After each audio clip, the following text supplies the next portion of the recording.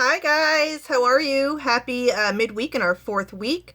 Before I get going with this video, couple of things. If you have not turned in any missing or late assignments for the previous 3 weeks, go ahead and stop the video, go back and get those assignments in. We want to try to get them in by Wednesday at midnight. Um, Same if you have not finished the assignment for this week, which deals with media and politics.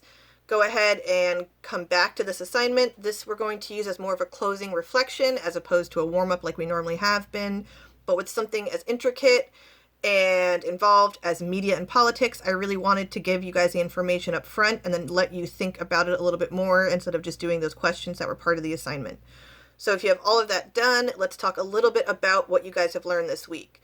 So one thing that I want you guys to think about and one thing that I want to clarify is the role of the fourth branch in the government. I've spoken to a couple of you guys one-on-one, but I want to make sure that we all have this general understanding.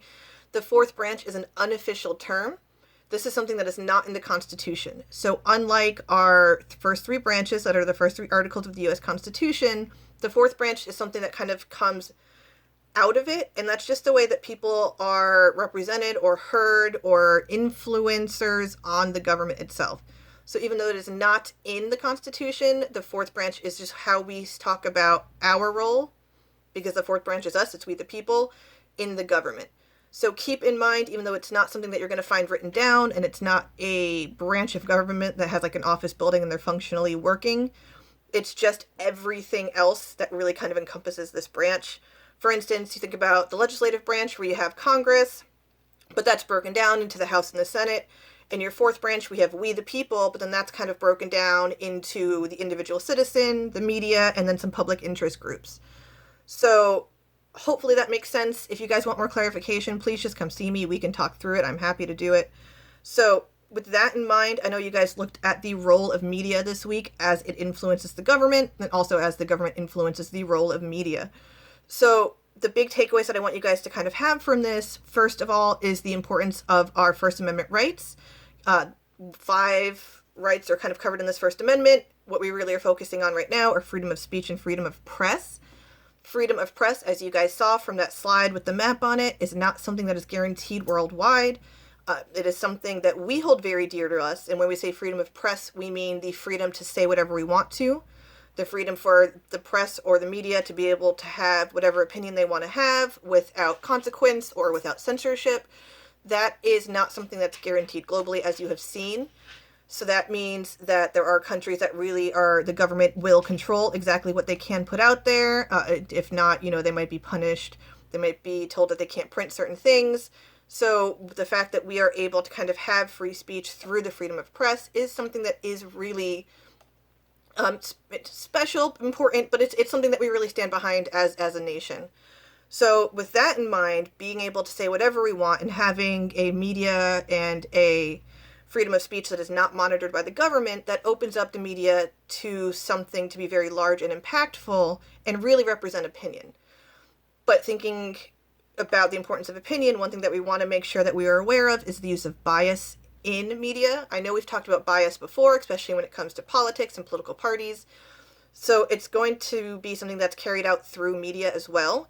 Now, that's not to say that you can't trust all media and everything is going to be covered in bias. That's not the case at all.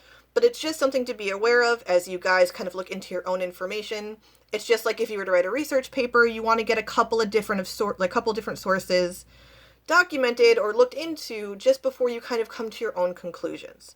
So keep that in mind as you guys look through things. But the overall sense that I really want you guys to take from this is that the media is important because it not only informs the government of the needs and wants of its people, but it informs its people of the kind of roles and actions of the government. One thing that I'd also like to touch on really quickly before we move forward to kind of what I want you guys to think about in this assignment is just the idea of kind of what's going on in the world today. There are a lot of really good current event examples of the media's coverage of something like this global pandemic. There's also a lot of really good examples of how people feel the government should be handling something like a global pandemic. I don't want to dwell on that too much because it's something that's still happening to us, and I don't want to cause anyone more stress or kind of speak to something that maybe they're currently living through. So wanting to be sensitive to everyone's in particular experience with all of this. I am just going to say that I won't hold you guys accountable to any sort of current events as we talk about politics or media, but if you do have any questions or you're seeing something that doesn't make a lot of sense, because there are a lot of good examples out there, feel free to email me or Zoom. We can talk through anything that you guys are seeing. I'm just not going to add it into our curriculum because we have a ton of other things that we can focus on. So below I'm going to post 2 reflection questions, one of which has to do with the impact of media, individuals, and interest groups in monitoring the government, and the last one is going to have to do with kind of analyzing the media and the strategies that you're going to find. So think back about what you learned in your PowerPoint. As always, please email me, come see me during Zoom or any other time that'll work. If it's not office hours, I'm available for you guys. I hope everyone is doing great. We are 4 weeks in. We are so close to the end of the year. Thank you for everything you guys are doing. You're awesome. Bye.